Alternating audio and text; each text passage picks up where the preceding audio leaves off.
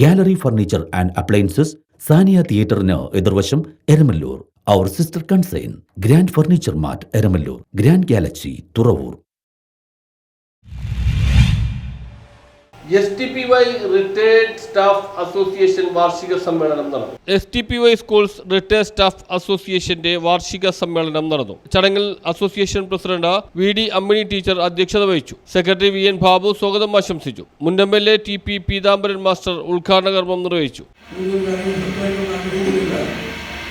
അധ്യാപകരെ സംബന്ധിച്ചിടത്തോളം ഈ സ്കൂളിന്റെ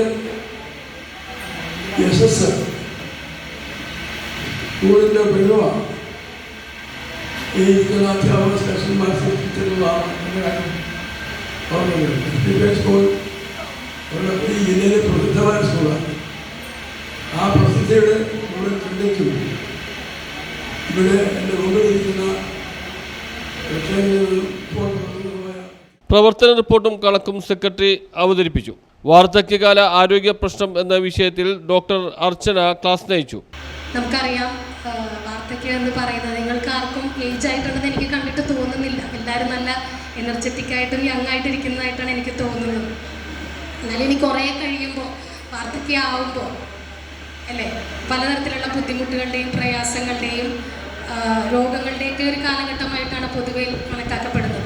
WHO അഥവാ വേൾഡ് ഹെൽത്ത് ഓർഗനൈസേഷൻ പറയുന്നത് 70 വയസ്സിന് മുകളിൽ പ്രായമുള്ള ആളുകളെയാണ് നമ്മൾ വയോജനങ്ങൾ അഥവാ ഓൾഡ് ഏജ് എന്ന കാറ്റഗറിയിൽ പെടുത്തിയിരിക്കുന്നത്.